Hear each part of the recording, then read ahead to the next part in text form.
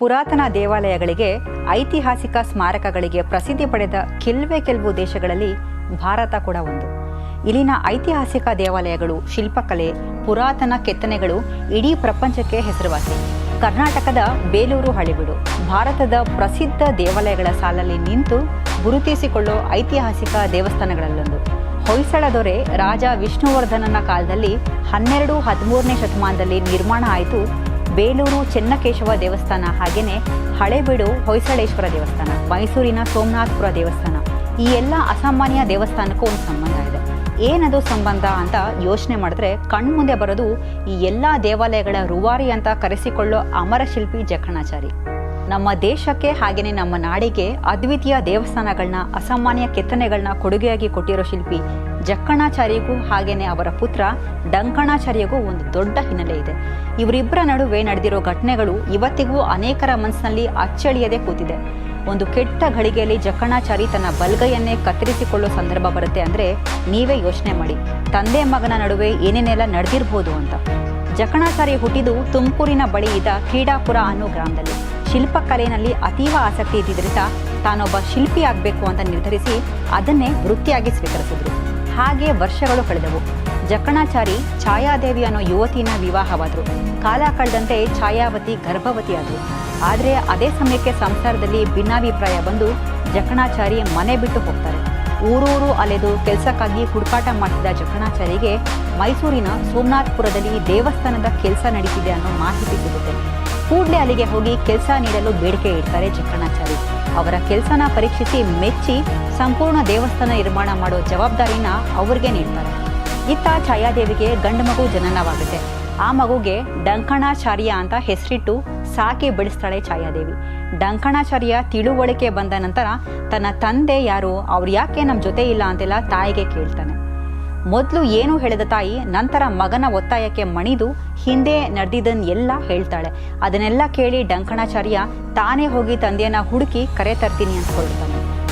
ಇನ್ನೊಂದು ಕಡೆ ಜಕ್ಕಣಾಚಾರಿ ಸತತ 16 ವರ್ಷಗಳ ಪರಿಶ್ರಮದಿಂದ ಸೋಮನಾಥಪುರ ದೇವಾಲಯ ಪೂರ್ಣಗೊಳಿಸ್ತಾನೆ. ಅಷ್ಟೇ ಅಲ್ಲ, ಸುಂದರವಾದ ವಿಗ್ರಹವನ್ನು ಕೆತ್ತನೆ ಮಾಡ್ತಾನೆ. ಹೀಗೆ ಸೋಮನಾಥಪುರದ ಕೇಶವ ದೇವಸ್ಥಾನ ತಯಾರಾಗುತ್ತೆ. ಅಲ್ಲಿಂದ ಹಳೆಬೀಡಿಗೆ ಬರೋ ಜಕ್ಕಣಾಚಾರಿ ನಿರಂತರವಾಗಿ 18 ವರ್ಷಗಳ ಕಾಲ ಕೆತ್ತನೆ ಕೆಲಸ ಮಾಡಿ ಅದ್ಭುತವಾದ ಗುಡಿ ನಿರ್ಮಾಣ ಮಾಡ್ತಾನೆ. ಈ ಎಲ್ಲ ಕೆಲಸಗಳನ್ನ ನೋಡಿ ರಾಜ ವಿಷ್ಣುವರ್ಧನ ಜಕ್ಕಣಾಚಾರಿಗೆ ಬೇಲೂರಿನಲ್ಲೂ ದೇವಾಲಯ ನಿರ್ಮಾಣ ಮಾಡೋ ಜವಾಬ್ದಾರಿಯನ್ನು ನೀಡ್ತಾನೆ. ಮತ್ತೆ 26 ವರ್ಷಗಳ ಕಾಲ ಬೇಲೂರಿನ ಗುಡಿಯನ್ನ ಕೆತ್ತುವ ಕೆಲಸ ಮಾಡ್ತಾನೆ ಜಕ್ಕಣಾಚಾರಿ. 26 ವರ್ಷದ ನಂತರ ಬೇಲೂರಿನ ದೇವಸ್ಥಾನ ನೋಡಿ ರಾಜ ವಿಷ್ಣುವರ್ಧನ ಸಂತಸಗೊಂಡು ಚೆನ್ನಕೇಶವ ವಿಗ್ರಹವನ್ನು ನೀವೇ ಕೆತ್ತನೆ ಮಾಡಬೇಕು ಅಂತ ಹೇಳ್ತಾನೆ. ಅದಾಗಿ ಕೆಲವು ದಿನದಲ್ಲೇ ವಿಗ್ರಹ ಕೂಡ ತಯಾರಾಗುತ್ತೆ. ಇನ್ನು ದೇವಸ್ಥಾನ ಹಾಗೆಯೇ ವಿಗ್ರಹ ತಯಾರಾದ ವಿಚಾರ ಎಲ್ಲೆಡೆ ಹರಡಿ ಆ ವಿಷಯ ಡಂಕಣಾಚಾರ್ಯನ ಕಿವಿಗೂ ಬೀಳುತ್ತೆ. ತಂದೆಯ ಹುಡುಕಾಟದಲ್ಲಿದ್ದ ಡಂಕಣಾಚಾರ್ಯ ಒಮ್ಮೆ ಹೋಗಿ ದೇವಾಲಯವನ್ನ ನೋಡಿ ಬರೋಣ ಅಂತ ಬೇಲೂರಿಗೆ ಬರ್ತಾನೆ. ಆದರೆ ಸೈನಿಕರು ದೇವಾಲಯದ ಒಳಗೆ ಬಿಡೋದಿಲ್ಲ. ರಾಜನ ಒಪ್ಪಿಗೆ ಪಡೆದು ದೇವಾಲಯದ ಒಳಗೆ ಹೋಗಿ ಎಲ್ಲ ಕಡೆ ನೋಡ್ತಾನೆ.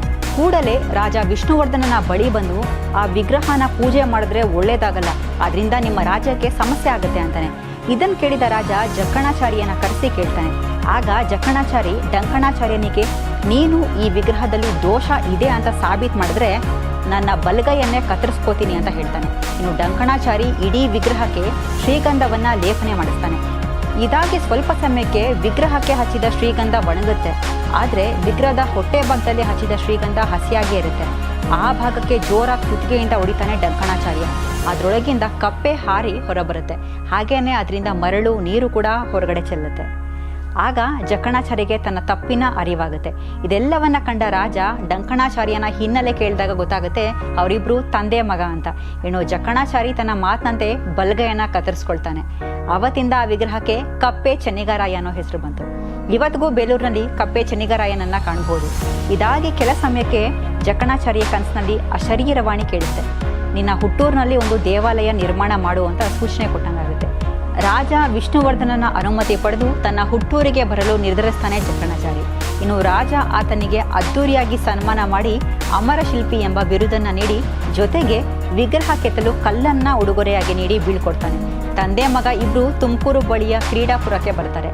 ಜಕಣಾಚಾರಿ ಮಗನ ಸಹಾಯದಿಂದ ಒಂದೇ ಕೈಯಲ್ಲಿ ಇಡೀ ದೇವಸ್ಥಾನ ಕೆತ್ತನೆ ಮಾಡ್ತಾನೆ.